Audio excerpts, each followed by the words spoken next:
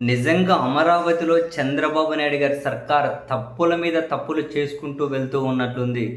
జగన్మోహన్ రెడ్డి గారిని ఏదో బద్నాం చేయాలని, వాళ్ళు రాష్ట్రం అందరి ముందు బద్నాం అవుతున్నారు అన్న నిజాన్ని అసలు వాళ్ళు ఆ పరిగణలోకి తీసుకోవడం లేదో, లేకుంటే ఫ్రస్ట్రేషన్‌లో కొన్ని తప్పులు చేసుకుంటూ పోతున్నారో అర్థం కావడం లేదు. అసలు మొదటి విడత వేల ఎకరాల భూమి ఉండంగానే రెండో విడత భూములు తీసుకోవడము భయంకరమైన తప్పు. ఆ రెండో విడత భూములు ఇవ్వని వాళ్ళను ద్రోహులుగా చిత్రీకరించడం అంతకు మించిన భయంకరమైన తప్పు. ప్రభుత్వానికి వాళ్ళు ఎంత మొరపెట్టుకున్నా కూడా వినలేదు కాబట్టి ప్రతిపక్ష నాయకుడి దగ్గరికి వాళ్ళు వెళ్ళడం అనేది వాళ్ళకున్నటువంటి హక్కు. జగన్ దగ్గరికి వెళ్లారు కాబట్టి వాళ్ళను ద్రోహులుగా చిత్రీకరించడం అంతకు మించిన భయంకరమైన తప్పు. అండ్ వాళ్ళు పొలాలు ఎవరైతే ఇవ్వలేదో వాళ్ళ పొలాల్లోకి నీళ్లు వదిలేయడం క్షమించరాని తప్పు. ఆ సమస్యను విపక్షం దృష్టికి తీసుకెళ్ళాలి అని వాళ్ళు వైఎస్ఆర్ కాంగ్రెస్ పార్టీ నాయకులను ఇన్వైట్ చేయడంలో తప్పేం లేదు. వైసీపీ నేతలు అక్కడికి వెళ్తే వాళ్ళ మీద రాళ్ల దాడి, కోడిగుడ్ల దాడి వేయడం, ఆ విధమైన దాడి చేయడం ఇంకా పెద్ద తప్పు. దాడి చేసిన వాళ్ళని శిక్షించకుండా దాడి చేసిన వాళ్ళతోనే కంప్లైంట్లు తీసుకొని వైసీపీ నేతల మీద కేసులు పెట్టడం ఇంకా భయంకరమైన తప్పు.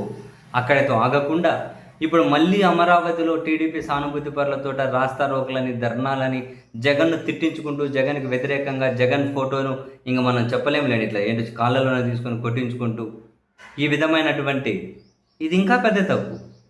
ఏంటిదంతా? తాజాగా బొత్స సత్యనారాయణ గారు సూటిగానే ప్రశ్నించారు.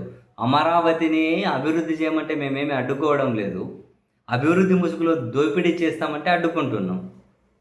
అమరావతిలో భూములు ఇప్పటికే తీసుకున్నారు, మళ్ళీ రెండో విడత తీసుకునే వరకు రియల్ ఎస్టేట్ వారికి, కార్పొరేటర్లకు అప్పచెబుతామని రైతులకు ఇష్టం లేకుండా బలవంతంగా తీసుకోవడం ఏంటి? ఈ దోపిడీకి బలవంతానికి వ్యతిరేకంగా వైసీపీ నిలబడుతుంది అని ముమ్మాటికి నిజం కదా.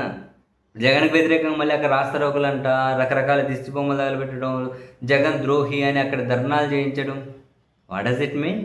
మళ్ళీ రెండో విడత మళ్ళీ 1000 ఎకరాలు కావాలా? ఏం చేద్దాం అనుకుంటున్నారు? రాష్ట్రం అంతా ఇది గమనించడం లేదా?